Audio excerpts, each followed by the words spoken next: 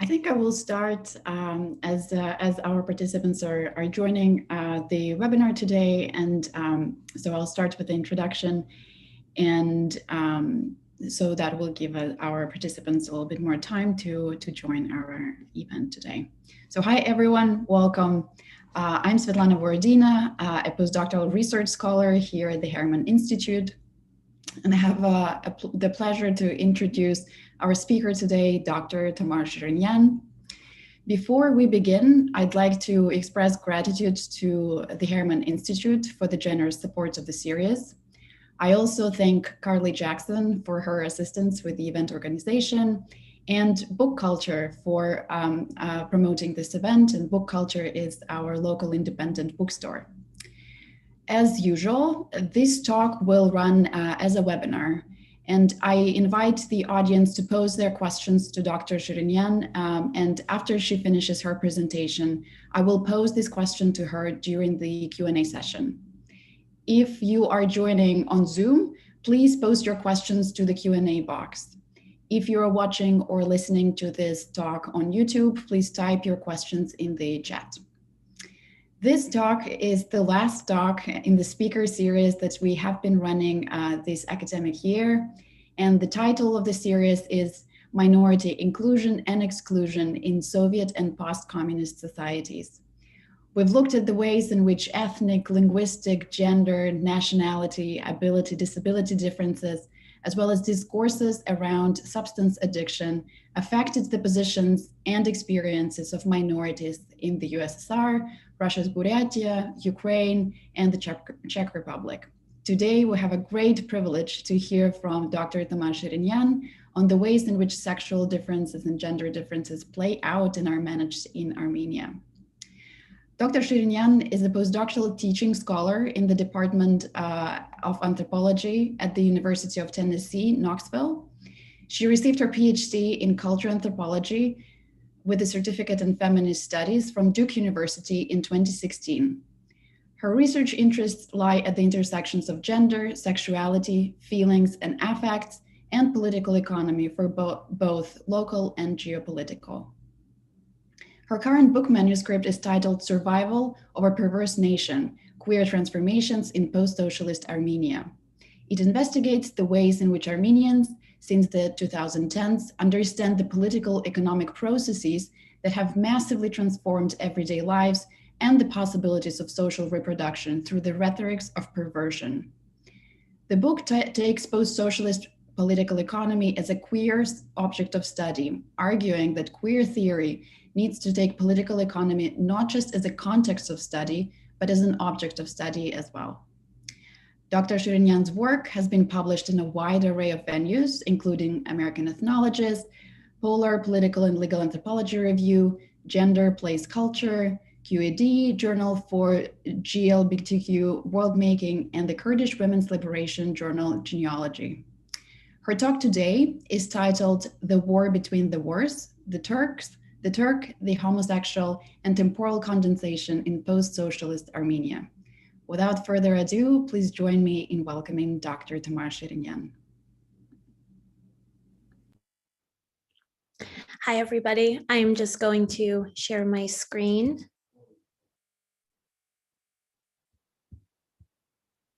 Okay. Hello, thank you, Dr. Borodina, for the invitation and for organizing this series, and also to Carly Jackson, who helped organize it. Thank you as well to all of you who are here today and for giving me the opportunity to share my research with you.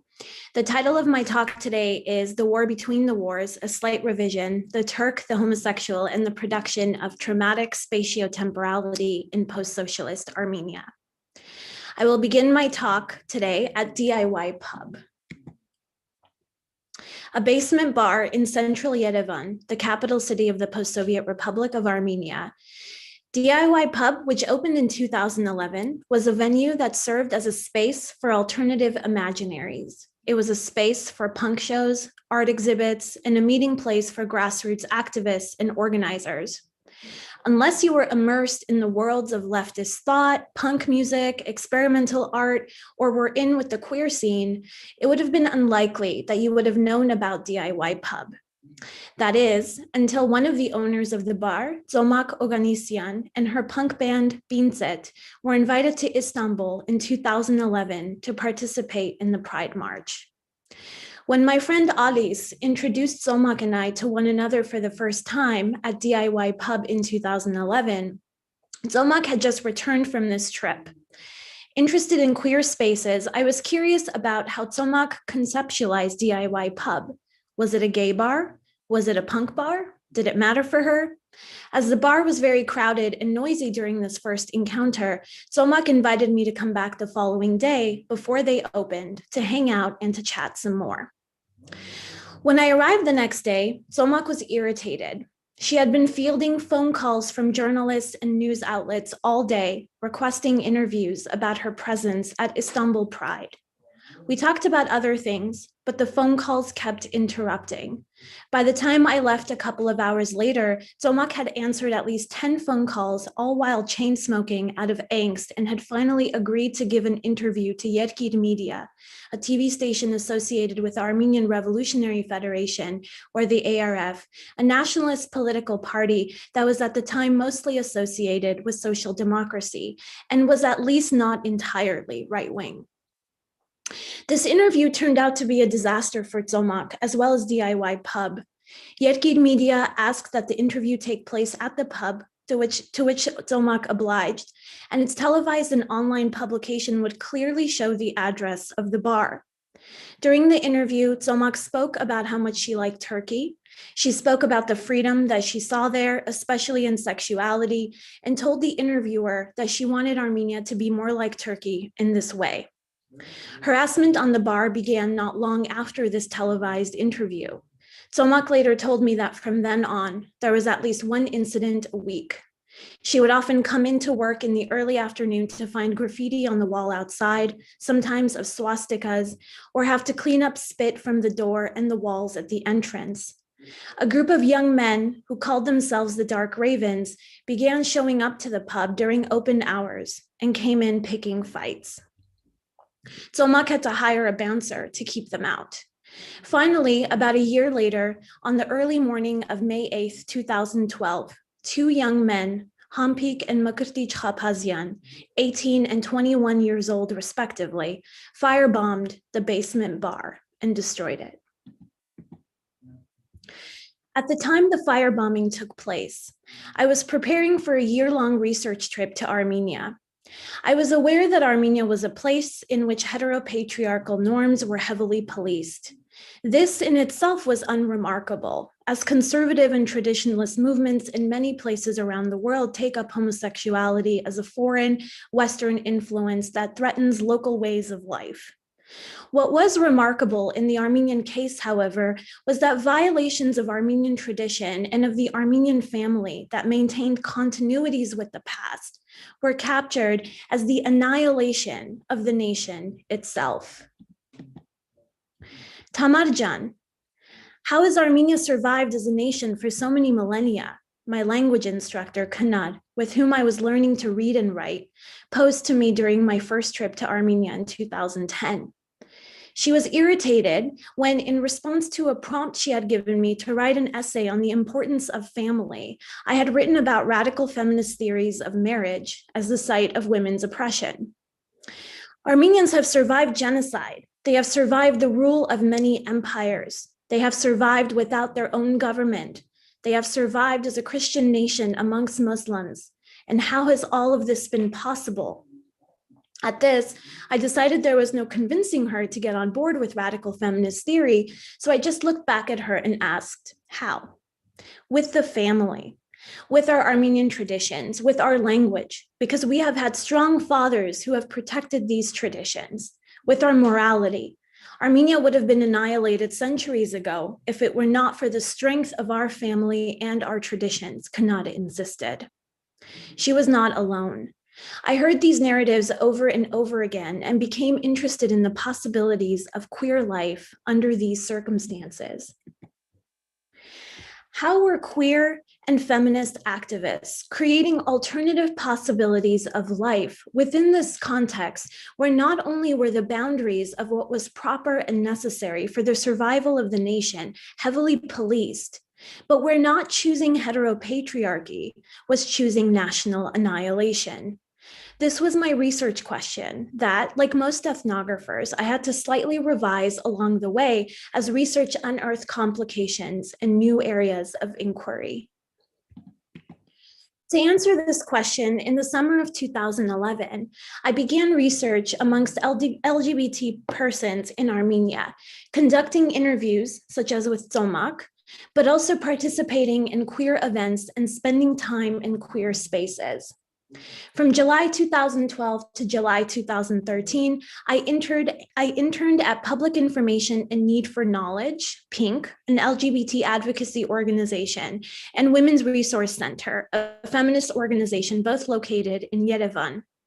There, I worked closely with the staff on ongoing projects, organized workshops with their larger communities, and participated in larger networks of activism that expanded beyond the politics of gender and sexuality and included grassroots initiatives that worked on environmental issues, democratization, and on problems of the oligarchy. I also worked closely with Queering Yerevan, a feminist art and writing collective with whom I have collaborated for the last 8 years on writing projects, art exhibits, and translations. The firebombing of DIY Pub complicated the everyday workings of what the policing of gender and sexuality looked like. The firebombing was a political and politicized act, which meant that LGBT and feminist activists were no longer just in negotiation with national sensibilities of what was properly Armenian and what was not, but were now a directly targeted group by fringe organizations and taken up within popular media through a new rhetoric of sexual perversion, with the figure of the homosexual at the center. How is this rhetoric of sexual perversion being configured, and what were its precise logics? To explore this question, I began spending time in some spaces frequented by right-wing nationalists and also began to conduct focused interviews with people who identified as Azgainakan, nationalist, or Hayrenaset, patriotic. This was a risky endeavor. I was aware that this research was dangerous, as I myself was a target of those in whose company I was placing myself. This research, however, was valuable to activists at PINK as well as WRC, who were well known by right-wing nationalists and thus had no access to them. This work, furthermore, was risky in another way, as it also jeopardized my trust among some leftist and progressive activists, something I had to constantly negotiate. Another question that arose as I was conducting this research was how Yerevansis, or residents of Yerevan, who comprise the majority of Armenia's population, felt about the nation. Were Armenians homophobic, as many of my LGBT and feminist activist interlocutors often claimed? Did they see homosexuality as the crisis of the times, in the way in which right-wing nationalists claimed it was, or how popular media following this rhetoric constantly reported? With a research associate, Lucina Talalyan, visual artist and founding member of the Queering Yerevan collective, I set out to do household survey interviews across the capital city.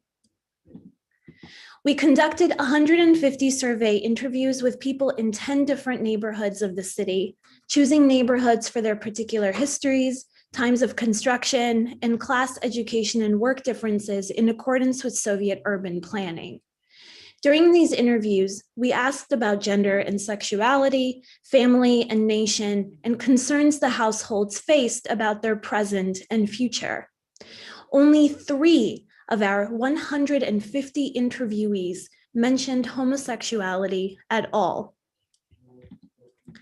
This led me to take media production more seriously, especially in the massive disparity between what mattered to the people and what mattered to media.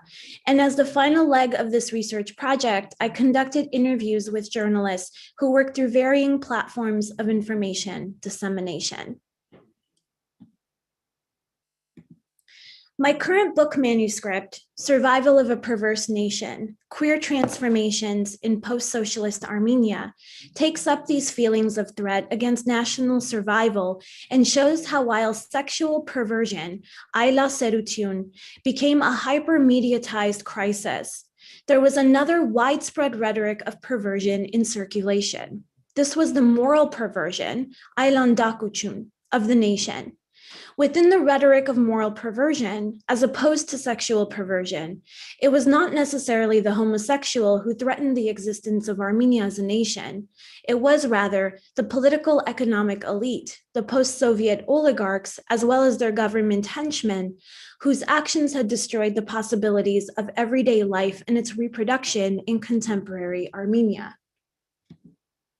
Following the collapse of the Soviet Union, through advice from the World Bank, as well as a whole host of Western capitalist institutions, the Armenian government set out to privatize public industry and state assets. By 1998, 12% of Armenians, largely from the apparatchik or bureaucratic class, came to own 96% of industry and quickly began to liquidate, dismantling industry sometimes quite literally by selling parts of machinery, scraps of glass and metal for quick profit. As a result of these processes of privatization and liquidation, unemployment rates in Armenia have been high since independence in 1991, officially by World Bank statistics at a high of 19% in 2010, while many argue that it has in reality been much higher, especially when underemployment is accounted for. Additionally, the oligarchy class that came to power through these privatization schemes has also contributed to the destruction of domestic agriculture by selling off lands to foreign mining companies, has cut crucial social services such as pensions for the elderly, and set up monopolies on necessary goods like food, gas, and electricity that has placed the cost of everyday life beyond the means of much of the population. These mechanisms, as I'm sure you all recognize, are hallmarks of neoliberal restructuring, and the devastation wrought in Armenia was part of the larger shock doctrine advocated by the Washington Consensus throughout the 1990s. Alongside these economic crises, Armenia has faced major demographic crises. In the early 1990s, as the newly independent republic was involved in a war while also cut off from the systems of production and allocation it had relied on during the Soviet era, 40% of the population emigrated. Although this emigration rate has slowed in recent years, thousands continue to leave the country every year, especially men who seek work elsewhere as migrants. To make matters worse, high rates of sex-selective abortion have also been cause for concern.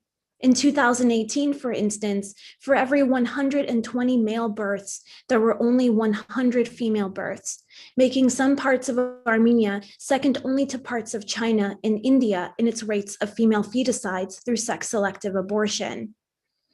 While a part of this trend can be explained through patrilineal and patriarchal practices, there is also evidence that suggests this is a result of a militarized nationalism and its desire for male soldiers. Most of Lucina Tadalian's and my interlocutors saw these crises generated by the oligarchy as morally perverse and as having dangerous effects not only on demographics and financial economies, but on the moral economies of the nation. Our interlocutors commonly noted the effects of economic practices on the workings of kinship and everyday forms of intimacy. Households without fathers, constant fighting among spouses over money that has led to a rise in domestic violence, and unemployment that has led to a decline in the fertility rate, which was at 1.7 per woman in 2013, down from 3.1 in 1991, are seen as the destruction of the good moral family, and as such, the nation. Working through these two rhetorics of the nation's perversion, through its hyper-mediatized sexual perversion, as well as the condemnation of the political economic elite as morally perverse, the book analyzes political economy through intimate relations and intimate relations through political economy. Survival of a Perverse Nation, as such, is a queer ethnography that takes post-socialist political economy as a queer and perverse object of study. With limited time today, I want to focus on two particular questions that arise within my larger body of work in Armenia. How did homosexuality come to be seen as a threat to the nation? In other words, what went into the manufacturing of what I call the figure of the homosexual? And second, how did this new threat of the figure of the homosexual operate within the larger systems of power, the oligarchic state, within post-Soviet Armenia? Through the rest of my talk today, I will argue that to answer these questions, we need to understand how trauma has become central to Armenia's national imaginary, especially in how different spaces and times of national trauma are condensed to produce new iterations of these traumas and new perpetrators of violence. This is what I refer to as a national traumatic spatiotemporality, a theoretical intervention for our understanding of the politics of trauma that I will hold off for now to unravel first some critical aspects of this work. Let me now return to the story of the DIY firebombing to begin exploring this problem of the nation's traumatic spatiotemporality. At 6 a.m. on the morning of May 8, 2012, Tsomak was called by the police to inform her of the fire in her bar.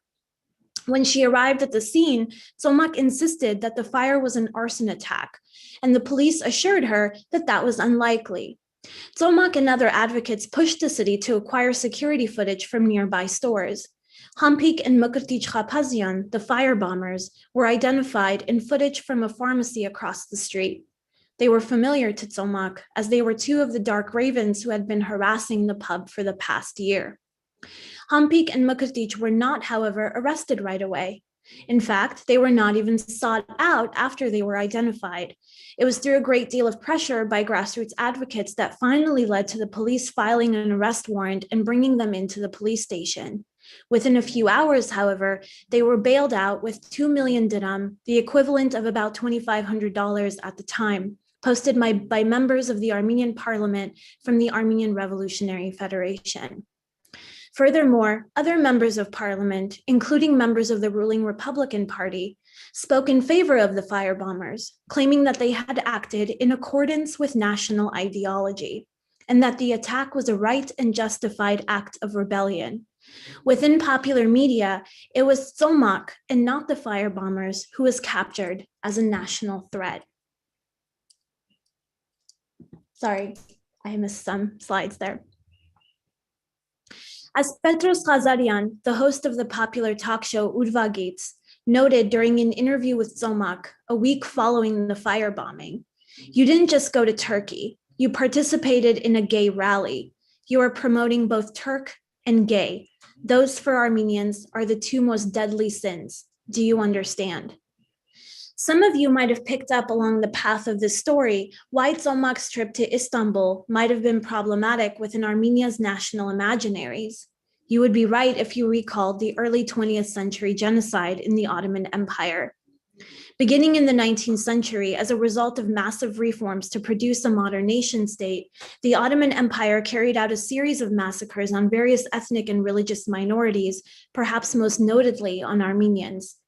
The most intense period of this violence is what is commonly referred to as the Armenian genocide during the Young Turk movement and its concerted efforts at constitutional order and the production of a coherent and unifying national identity. On April 24, 1915, the Minister of the Interior, Talat Pasha, gave an order to arrest 270 Armenian intellectuals in Constantinople to be deported, most of whom would be killed during deportations. By this date, however, mass deportations of Armenians from cities and villages in Anatolia through a death march into the Syrian desert were already taking place. Many perished on the march as the conditions of the desert itself, through exhaustion, thirst, and hunger, took its toll. Others were butchered by the gendarmes, actual butchers, and villager and townspeople on the path. From its inception in 1920, the Soviet Socialist Republic of Armenia was caught up in the trauma of the genocide. Its population was made up largely by those who escaped the catastrophe in the West. The genocide of the Ottoman Empire, however, is not the only traumatic encounter Armenians associate with the Turk. For most Armenians in Armenia today, the Turk is an enemy and a perpetrator of violence that threatens not only from the West, but from the East as well, from the Republic of Azerbaijan. The major contestation between Armenia and Azerbaijan is over the region called Nagorno-Karabakh, or Mountainous Karabakh, which is this region right here.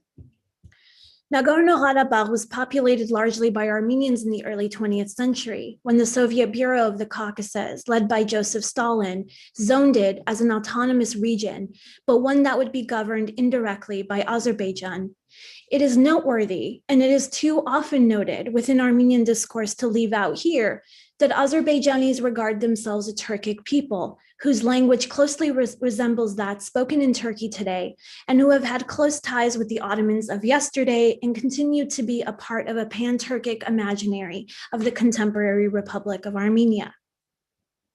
Azerbaijani rule over Armenians was thus understood by Armenians then, as well as Armenians now, as the rule of the perpetrator of the genocide over his victims. In February 1988, hundreds of thousands of Armenians in Nagorno-Karabakh protested, demanding secession from the Republic of Azerbaijan and unification with Armenia, and later that month submitted a formal petition to the Supreme Council of the Soviet Union.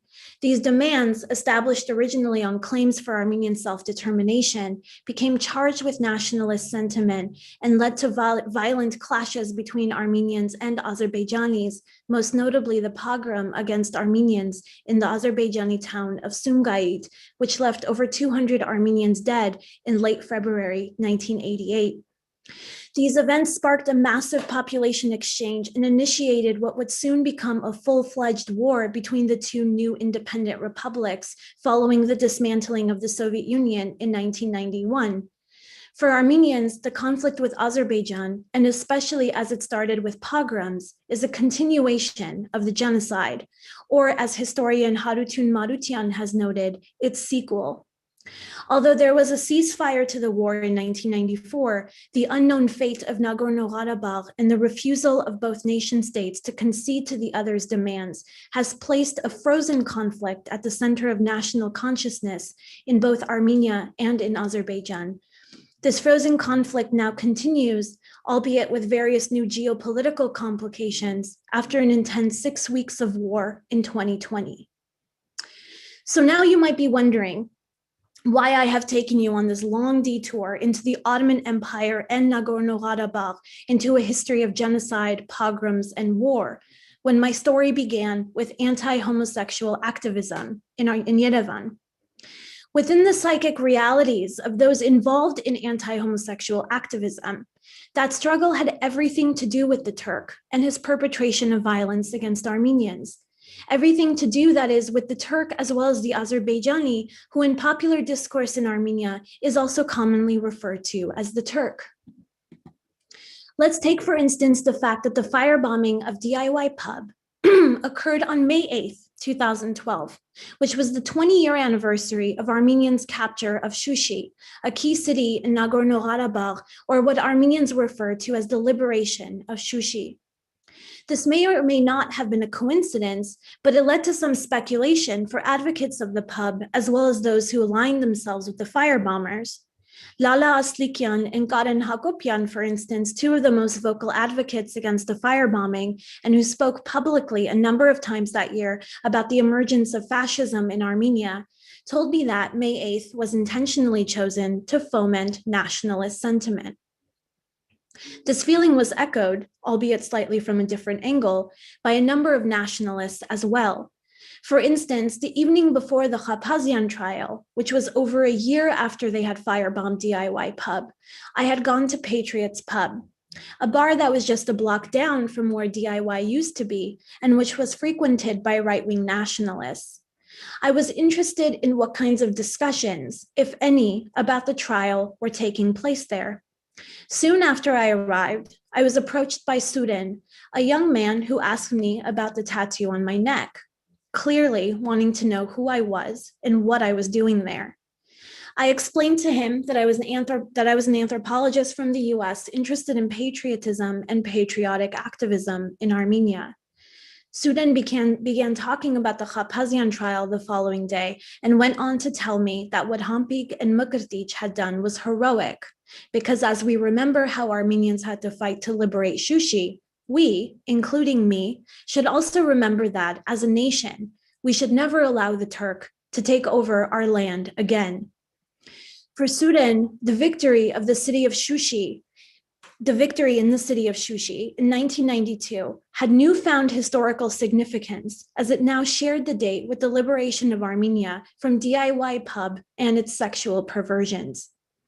When I asked Sudan what DIY pub had to do with the Turk, he was quick to offer the explanation that Tzomak might as well be a Turk because of how she celebrates Turkey and spreads ideas dangerous for Armenia. The following day, at the trial, Sudan was not happy to see me arrive at the courthouse with human rights activist Mika Danielian and DIY advocate Lala Aslikyan. He made a point to sit right next to me in the pews of the courtroom, making me aware that he now knew who I really was. "This is your anthropology, huh?" he muttered. Feeling intimidated, I knew that was the end of my research at Patriots Pub. Whether or not Hampik and Mukherjee had themselves, in the moment of the firebombing, seen their act as one of liberating Armenia and coinciding with the liberation of Shushi, its commensurability with the national holiday proliferated spatiotemporal imaginaries established on trauma. Statements that placed Tzomak in Turkey, that brought the genocide into the present, that returned the present to the 1988 pogroms in Azerbaijan and the 1990s war in Nagorno-Karabakh were common. These were moments in which reality, the here and now, was suddenly ruptured and spatiotemporal boundaries collapsed. This is what psychoanalytic theorists call transference, a psychic shift from one object to another, one place and time to another, that often results from a traumatic encounter or relation. The DIY firebombing raised other temporal questions as well. The firebombing took place just 2 days after parliamentary elections in Armenia, during which the ruling Republican Party gained more seats in National Assembly. Post-election moments in Armenia, especially since the mid-1990s when the oligarchy came to power, are times when protests are ubiquitous, as elections are widely believed and observed to be fraudulent. In 2012, however, there were no protests and very little public discussion about the elections. This led many of my LGBT and feminist interlocutors to argue that there was something quite suspicious about this convenient timing of the DIY firebombing, which attracted much public and media attention and sidelined other crucial political problems. For these reasons, many of the LGBT and feminist activists with whom I worked refused to engage with right-wing nationalists directly. As Lara Aharonian, the director of the Women's Resource Center, declared during a Human Rights House network meeting when asked about how the network could help with some of the threats that WRC and Pink were receiving from right-wing nationalists, "I propose we say nothing. We cannot let them distract us from the real problem here, which is the state and the oligarchs." The post-DIY moment was rife for conspiracy theories. Some argued that the two boys were just tools for the oligarchy, that they could have even been paid off to firebomb the pub. But another way to read these coincidences is through a traumatic spatiotemporality. Trauma ruptures a sense of the real, and in the process enchants reality, allowing reality to incorporate different times and places. This just happens to also be productive for an oligarchy class that hopes national attention is somewhere else. In Armenia, this somewhere else for decades has been in Nagorno-Karabakh against an Azerbaijani enemy who is already a composite of the Turk. In 2012, that something else became the homosexual. As discussions of homosexuality in Armenia were still populating public consciousness at the end of May, another event captured much media attention. After a year of planning and organizing, some progressive non-governmental organizations, along with independent activists, were gearing up for what they called the Diversity March, Bazmazanuchan Yert, a festival-like march through the center of Yerevan to highlight the ethnic and religious diversity in the country that was often left out of national imaginaries. When Lada Aharonyan, the director of Women's Resource Center, had first made mention of the Diversity March plans to me a year before when the march was planned, she emphasized the need for Armenians to understand difference and to accept it, that Armenia was not necessarily an entirely homogeneous Armenian apostolic Christian nation and included various religious minorities, such as Jehovah's Witnesses, Protestants, and Muslims, and various ethnic minorities, Yezdis, Assyrians, and Iranians. She also expressed concerns around then recent police attacks on emo and punk youth by the police, who were frequently gathering up any group of youth in the streets who looked different and taking them to the police station. The Diversity March was, for Aharonyan, to be the beginnings of seeing and understanding that difference was not necessarily a threat. On the day before the event, however, in the midst of continuing public discussions of homosexuality in relation to DIY Pub, information about the Diversity March being a gay parade began to circulate on social media. And on the day of the event, 30 participants of the original Diversity March were confronted by hundreds of right-wing nationalists who condemned them for spreading homosexual propaganda in Armenia. A few hours of fighting, screaming, and yelling ensued on the streets of Yerevan, after which right-wing nationalists began chanting, "Haktetink," we defeated the enemy. The right-wing nationalists who attacked the Diversity March were mainly organized by an emergent group who called themselves Hayazan, who would later register themselves as an official political party. One of the slogans they used that day was Gomik Nerin Baku, or faggots to Baku. Baku, the capital city of Azerbaijan, was a site of violence against Armenians in the 1990s.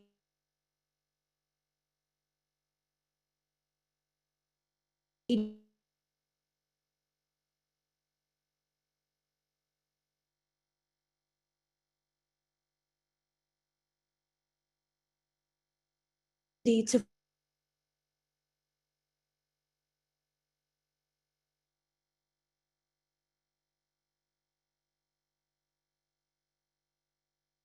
might be go to likely be subject to violence, that homosexual as anyone who and thus in Baku with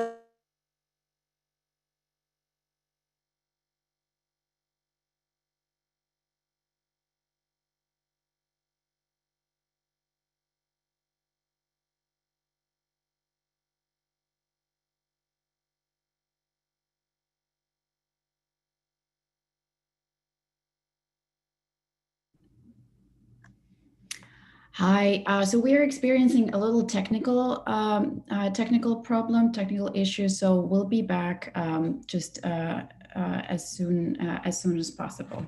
We'll just try to reconnect. Thank you for your patience.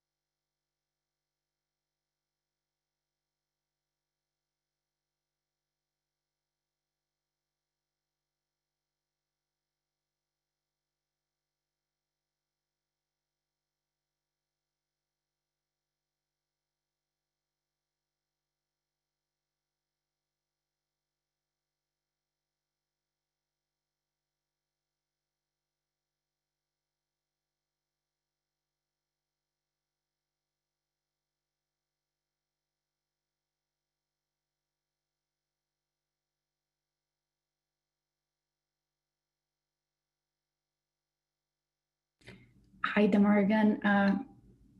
You're muted. Hi, I'm so sorry. I got cut off. We're glad that you're back. Okay. Okay, I am now going to share my screen again.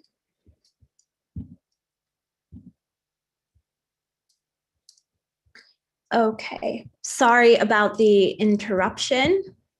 Hopefully there won't be any more interruptions. Okay, so the right-wing nationalists who attacked the diversity march were mainly organized by an emergent group who called themselves Hayazan, who would later register themselves as an official political party. One of the slogans they used that day was Gomiknerin Baku, or faggots to Baku. Baku, the capital city of Azerbaijan, was a site of violence against Armenians in the 1980s, which led Armenians of the city to flee to Armenia, making up a large mass of internally displaced persons in the Soviet Union. The claim that faggots should go to Baku might be read as a call for violence against them, as if any Armenian was to go to Baku, they would likely be subject to violence. It might also be read as a claim that homosexuals were themselves Turks, as anyone who is a threat to the nation is a Turk and thus belongs in Baku with other Turks. The counter-march protesters also sang Gini Lieds, Pour the Wine, a popular nationalist anthem that celebrates the 1921 assassination of Talat Pasha, the Ottoman Minister of Interior Affairs, who was responsible for the order of deportations and assassinations of Armenians in 1915. Talat was assassinated in Berlin, where he had fled after he was convicted and sentenced to death in his absence by a Turkish court in 1919. His assassin, Solomon Telirian, was a part of a larger plot called Operation Nemesis, which sought revenge on the perpetrators of the genocide. Telirian continues to be seen as a national hero by Armenians. The song, in other words, which establishes the Turk as an enemy and celebrates revenge upon this figure, was refigured to now replace the Turk with the faggot, celebrating revenge upon a composite figure of national threat. During the diversity march, the figure of the homosexual also became a part of questions having to do with national security, robbing the nation of future soldiers as an agent of non-reproductive futurity. Yevgeny, for instance, was a photographer who had gone to the diversity march to document it and was harassed by the counter-protesters. She told me that during the march, as she was surrounded and accosted by a group of men yelling, "Faggot, get away from here," to her, she had explained that she was not gay and that even if she were, she had every right to be there in the streets of her city. It was then that they asked me if I had any children, and I said yes. One of them then asked me if I had a son, and when I told them that yes, I have a son, he turned around to the other and told them, "Okay, leave her alone. She has given us a son."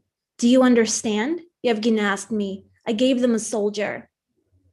This militarized disciplining of gender and sexuality, in which the role of women is to produce soldiers and the role of men is to be masculine and also heterosexually reproductive soldiers, presents some perverse possibilities. The slowing down of female births through high rates of sex-selective abortion to produce male soldiers raises questions of future perversions. If there are fewer and fewer girls born, will Armenia be a homosexual nation in the future? Who will the boys marry? Without proper heterosexuality, how will the nation reproduce a population, and how will it produce soldiers? These are the anxious questions that are commonly raised by right-wing nationalists. Exacerbating these concerns around biological as well as proper social reproduction, or the making of properly Armenian future generations, is the crisis in emigration, especially as men's emigration leaves many homes without a father to govern morality. Furthermore, the mass emigration of Armenians from the space of the nation continues to evoke feelings of forced displacement during the genocide. In these ways, feelings regarding the sexual perversion of the nation meet up with feelings regarding the moral perversion of the political and economic elite who have set these mechanisms into motion. Genocide, war, and sexuality are, as such, intimately linked. These are all biopolitical questions regarding what Michel Foucault called populations, but in the context of a nation that remains in a melancholic position regarding genocide survival, in which there has not been a proper mourning of the catastrophe because of ongoing denial by the perpetrator, these questions of population are also critical to the production of traumatic spatiotemporality. In his work on the role of the unconscious in traumatic fixations, Sigmund Freud argued that the unconscious does not recognize time.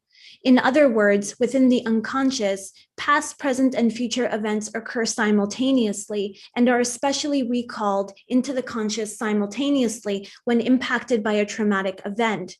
While critical trauma studies has grappled with these implications of temporality in significant ways, what remains with little comment within these frameworks is how different times and places of traumatic encounters can become psychically condensed and proliferate the figure of the perpetrator by condensing this figure into other and new figures, causing new forms of traumatic suffering, as well as new forms of violence to emerge.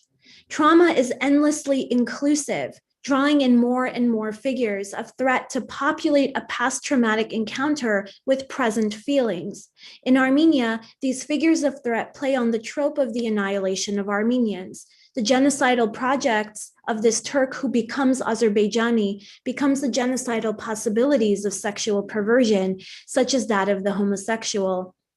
To this already composite figure can be added the feminist, religious minorities, other ethnic minorities, emos, punks, female fetuses, and so on into an ever-expanding threat against the nation.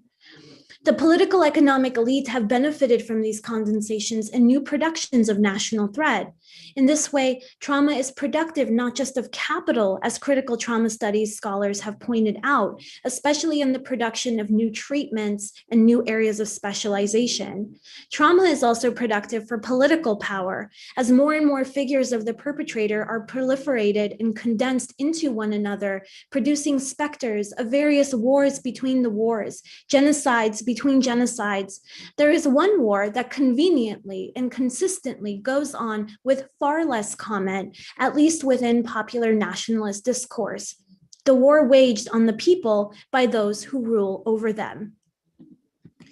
As Mukertic, one of Lucina Talalyan's and my interlocutors amongst the survey interviews in the district of Shengavit put it, the authorities are always talking about genocide, genocide, genocide. But don't be fooled. They don't care about the Armenian people. They do this to hide the genocide, the economic genocide that they are committing against their own people. This was the war between the wars, a war enabled by the traumas caused by the other wars, the other genocides, the other pogroms, and all of the enemies associated with them. This was the war through which the elite maintained their position as the elite and as sovereign. I want to end my talk this afternoon with a brief description of an encounter. In February 2013, on a very cold afternoon, Lucina Talalyan and I were in the neighborhood of Chadbagh, conducting door-to-door survey interviews. On the third floor of a building, an elderly woman who might have been in her 80s invited us in for coffee. We obliged, as we often did, because these kinds of invitations frequently led to interesting discussions. The woman, Miss Yersapet, lived with her sister, Miss Margarit, who was also quite elderly and who soon also came to the door to greet us as we made our way in. To our astonishment, these two elderly sisters had nearly no furniture in the one-room apartment they shared. In the space of the living room was one mattress in the corner with a stack of sheets, blankets, and pillows neatly arranged on one side. In the kitchen, adjacent to the living room, was one table and one stool. As we were invited into the kitchen, which they told us was warmer during the day as it was a smaller room and they could close all the doors, Miss Yersapet and Miss Margarit apologized that they didn't have much space to sit. Miss Yersapet pulled out the stool from underneath the table and said, "Please, one of you take a seat." This time, we did not oblige. Talalyan patted the stool and said, "No, we are fine standing. Please take the seat." Miss Yersapet sat down as we began our conversation about the family and the nation, while Miss Margarit disappeared, returning a few minutes later with a small cup of sugar and a small cup of coffee grounds. Talalyan and I realized then that while these women had invited us in to express their hospitality, they did not have coffee nor sugar and had had to borrow some from their neighbors. During our conversation that afternoon, we learned that these two women had been widowed long ago. Monsieur Sapet's only son had been killed during the war in the 1990s, and Miss Margarit had never had any children.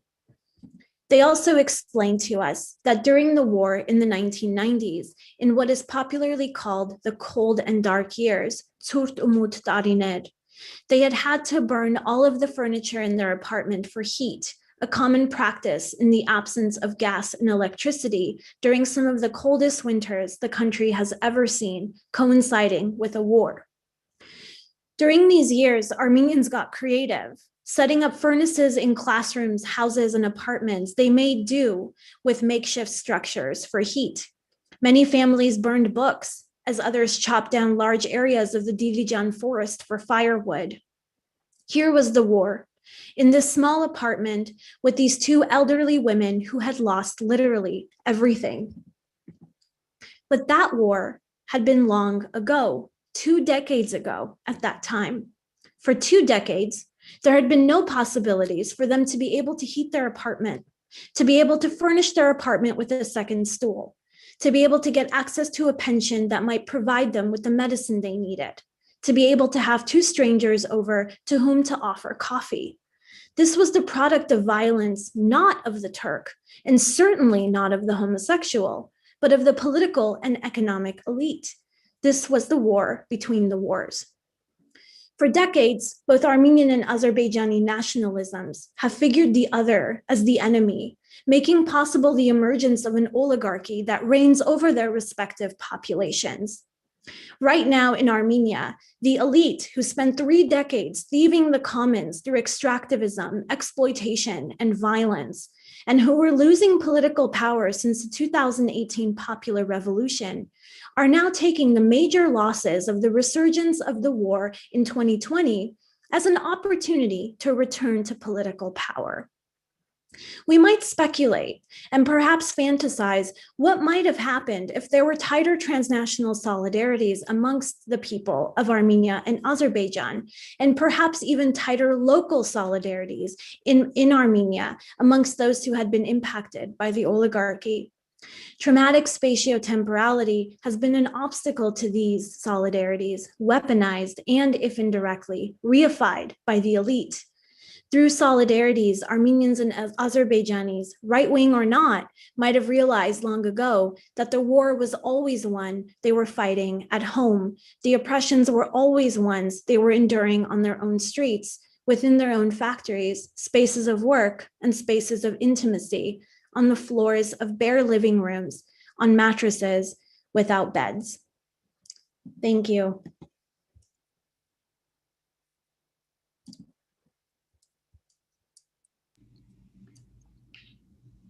This was amazing. Thank you so much, Tamar. I have so many questions.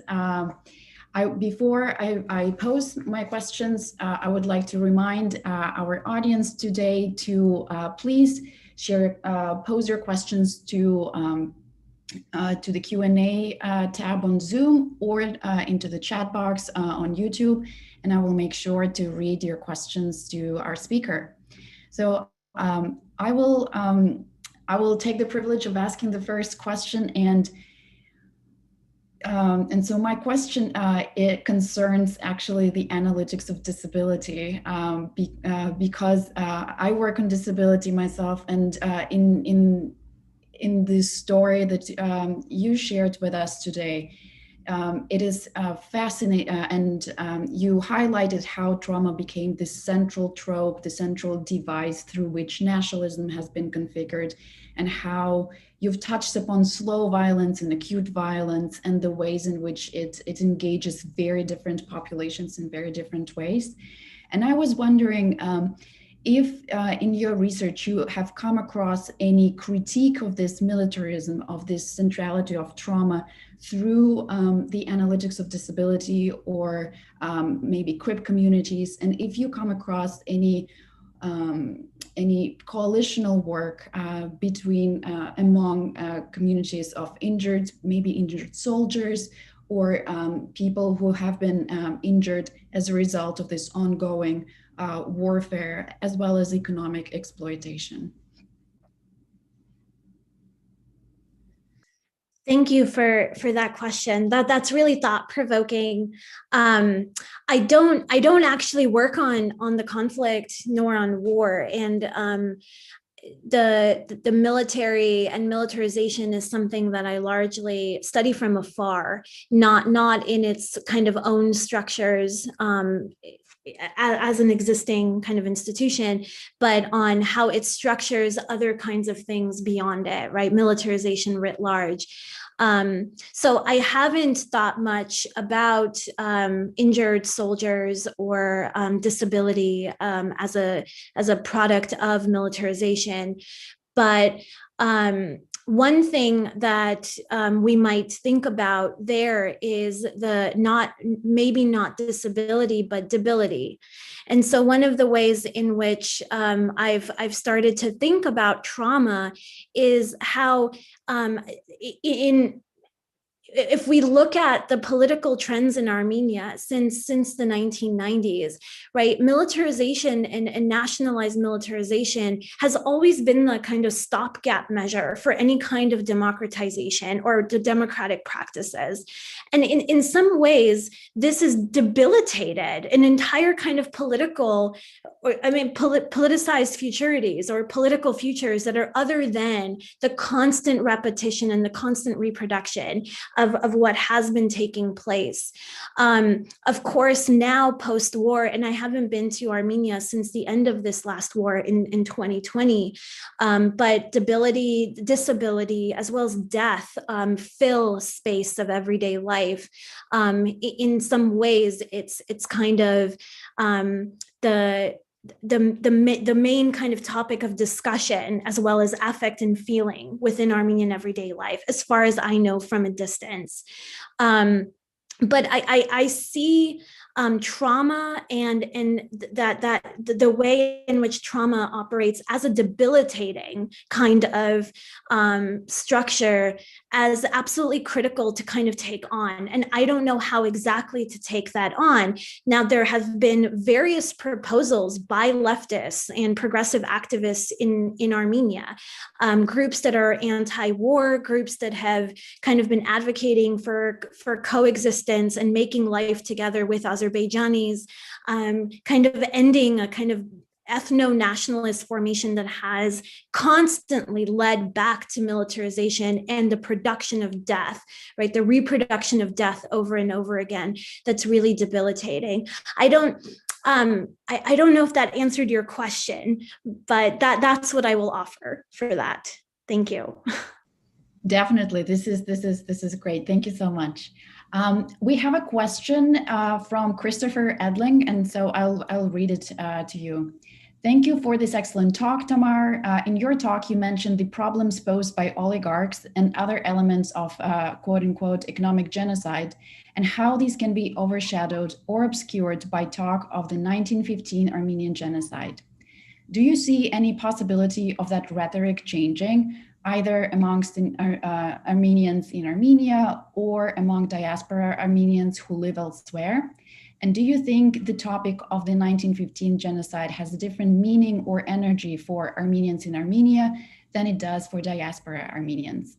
And then on a personal note, I was living in Armenia when DIY was bombed, and it is good to see you are preserving the memory of this awful act. Thank you for that question. It's a really good one. It's something that I've spent a lot of time thinking about. I am from the diaspora. So to answer your question about whether genocide means different things to people in Armenia and people in the diaspora, definitely and most certainly. And I think there's also a very different relationship to land and questions of territory. So what I'll say about that is for Armenians, the number one kind of violent event and encounter that structures a sense of Armenianness, right? Tracing back genealogy to genocide as a kind of originary moment of contemporary modern Armenian belonging. Of course, in no way is that a reality, right? Armenians have had long history, one of the ancient peoples of the world, but Armenia, the genocide is a kind of really important structure for how diaspora identifies as Armenian, and sees its ties to the contemporary Republic of Armenia through that prism of genocide.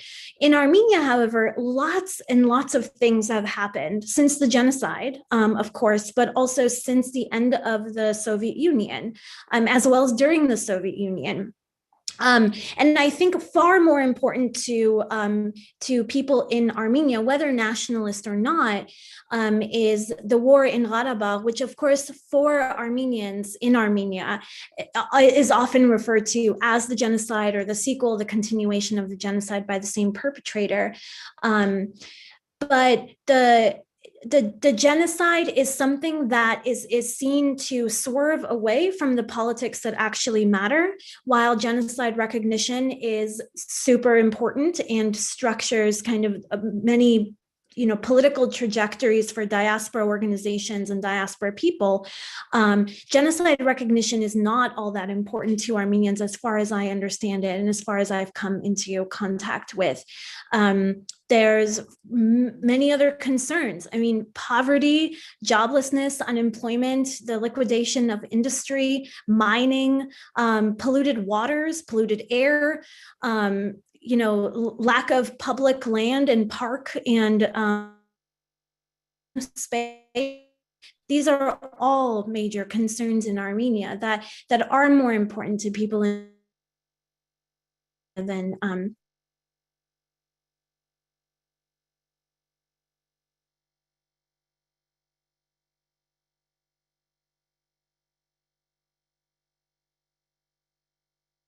I quoted of my interlocutors, I think in which many activists and some also national, not necessarily right wing, but nationalists by the oligarchy class, which is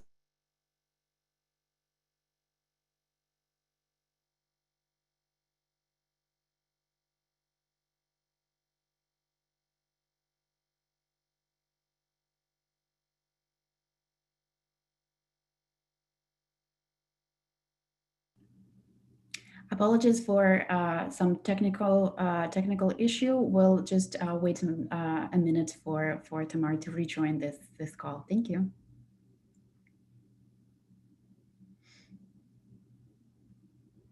And meanwhile, if you do have any more questions, please don't hesitate to post them to the Q&A box or to the chat if you are tuning in on YouTube.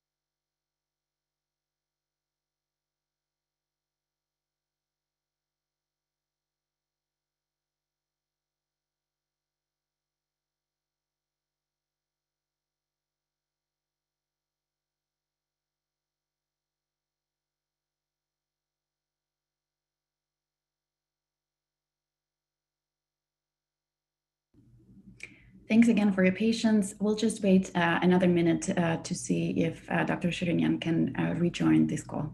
Thank you.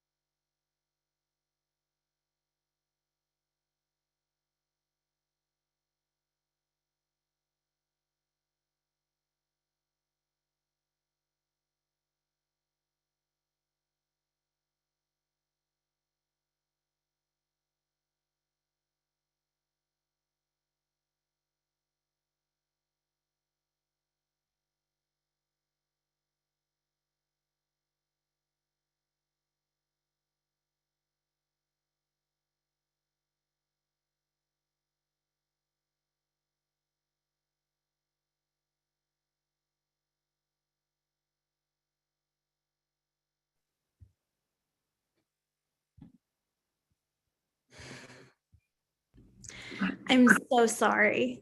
No problem. It's never been this bad before. No problem. We're really glad you could rejoin the call. Did you want to finish the answer to the question?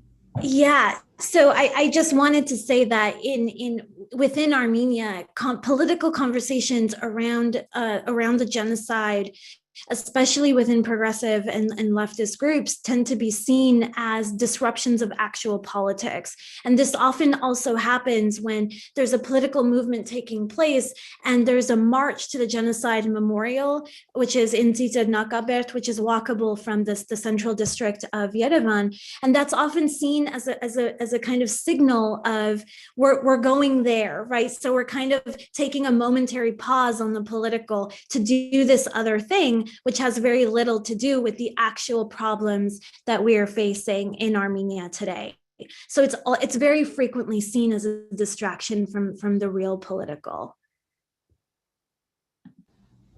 Thank you. We have one more question, and it's from anonymous attendee. So the question goes, if homophobia and anti-queerness is deeply tied to trauma, how can Armenian society become less homophobic? Is it through overcoming trauma? Is it through not tying homosexuality to trauma? Who do you think can break this tie? I think that's a really good question. I think that one of the ways of kind of undoing this kind of traumatic relation to homosexuality is by seeing and understanding homosexuality not as being tied up in the annihilation of Armenia, right? And I think that has a lot to do with population anxieties.